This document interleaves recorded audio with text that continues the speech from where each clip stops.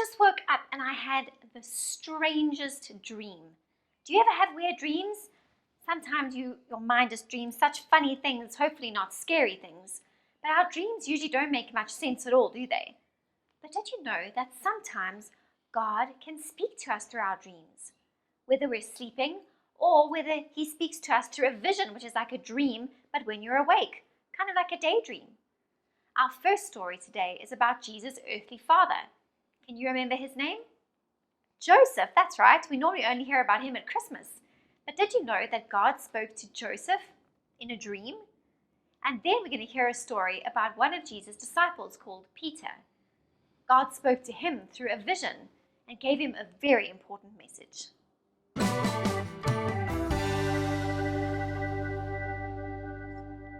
God spoke to Joseph in dreams quite often. The first time we read about God speaking to Joseph in a dream was just before Jesus was born.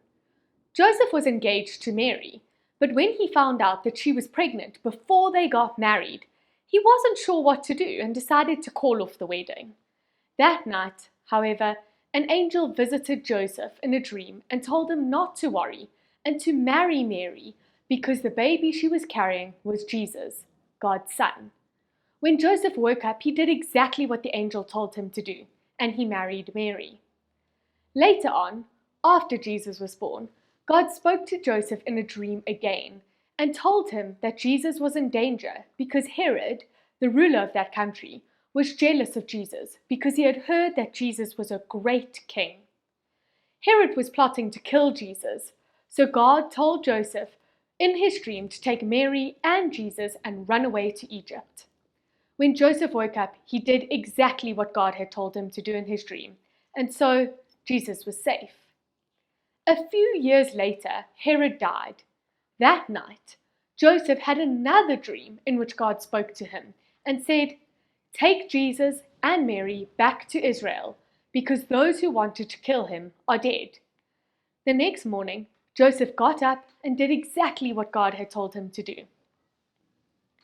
God spoke to the disciple Peter in a vision. At the time the story took place, God's people were divided into two groups, the Jews and the Gentiles. The Jews didn't think that people who weren't Jewish and didn't know God's laws could be saved. Anyone who wasn't Jewish was called Gentile.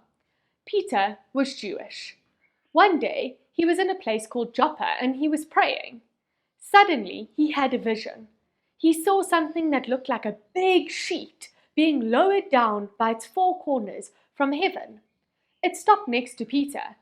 In it were all kinds of animals that Jewish people were not supposed to eat according to their laws. These animals were called unclean according to Jewish law. In his vision, Peter heard God say, "Peter, get up and eat these animals." Peter said, "No, Lord, I have never eaten anything unclean, and it is forbidden by Jewish law."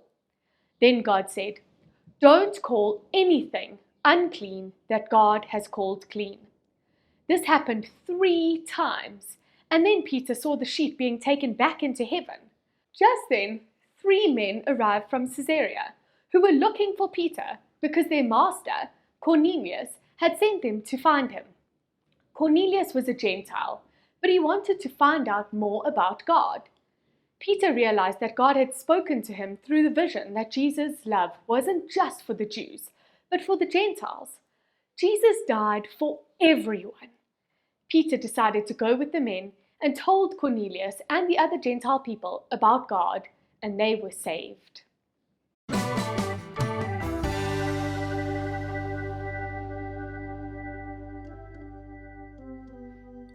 God can speak to us in all kinds of ways, even when we're asleep. Most of the time, our dreams probably aren't messages from God. They might just be our brains trying to figure things out, or even maybe the result of the pizza we ate the night before. So how do we know if it really is God? Well, do you remember that we learned an acronym that we can learn and remember how we can check if it's God speaking to us?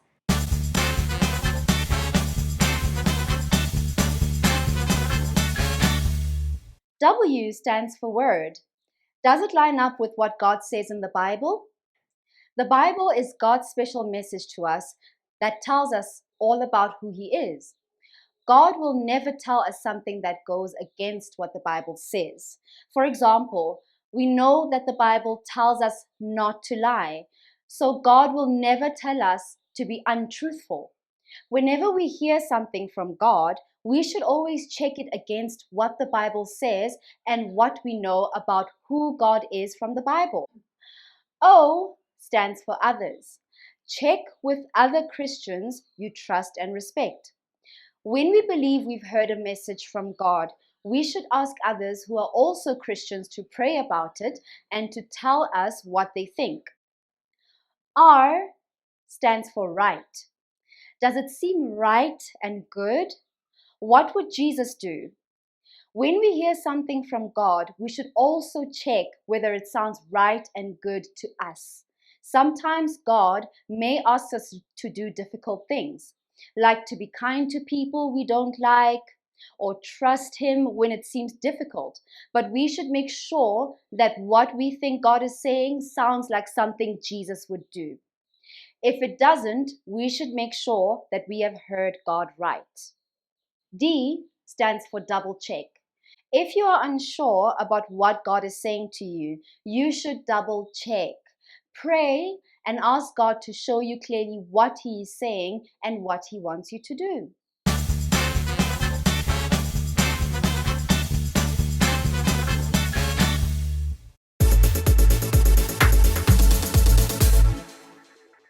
In the Bible, God told a prophet called Joel that he would speak to people in visions and dreams. That's our memory verse for today. You can find it in the book of Joel in the Old Testament or in the New Testament in Acts chapter 2, verse 17. It says, "I will pour out my spirit on all people. Your sons and daughters will prophesy. Your young will see visions. Your elders will dream dreams." This is a long verse. Can you remember? Let's try it again. I will pour out my spirit on all people. Your sons and daughters will prophesy. Your young will see visions. Your elders will dream dreams. Acts chapter 2, verse 17.